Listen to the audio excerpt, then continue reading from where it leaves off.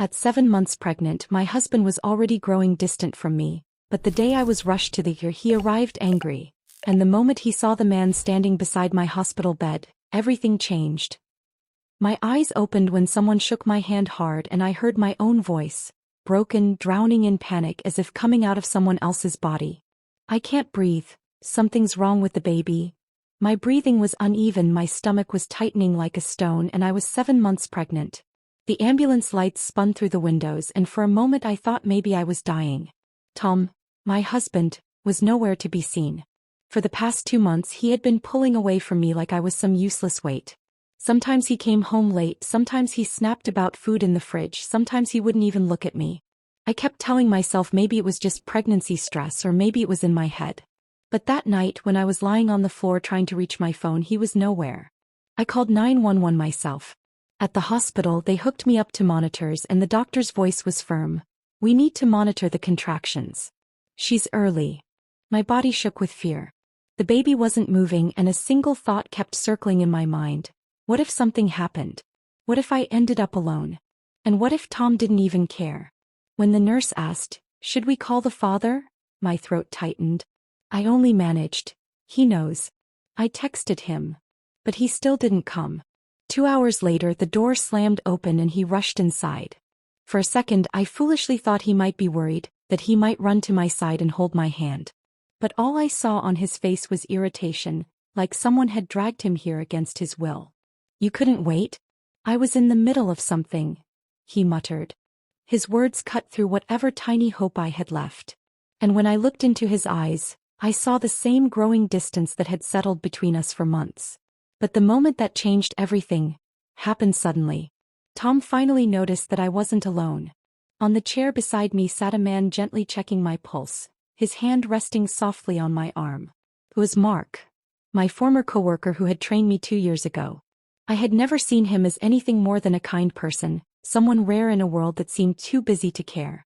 Earlier that evening, in pain and desperation, I had texted him by mistake. Or maybe it wasn't a mistake at all. I had written, "I think something's wrong with the baby. I can't reach Tom." He arrived immediately. When Tom saw him, the color drained from his face. "What the hell is he doing here?" he barked, anger mixed with something else, fear. Mark's voice stayed calm.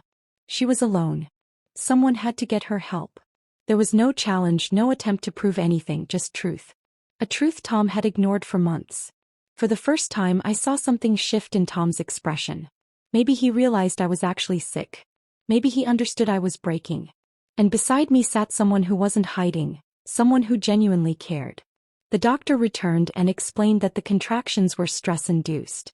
The baby was stable, but if the stress continued, early labor was possible. I glanced at Tom. He sat on the edge of a chair rubbing his hands together, as though awaiting some kind of verdict.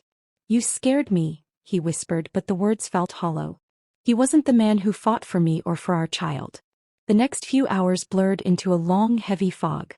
Tom kept checking his phone, stepping out to take calls, returning only to pace or sigh. Mark stayed the whole time. Every few minutes he asked, "You okay? Want water? Need me to call someone?"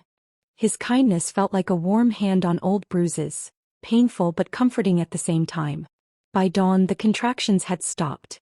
The doctor said I needed to stay another day for observation. Tom immediately asked, "So can I go? I have work." He didn't even pretend to hide it. For the first time I saw him clearly, not as the man I wanted him to be but as the man he truly was. Someone who didn't love me.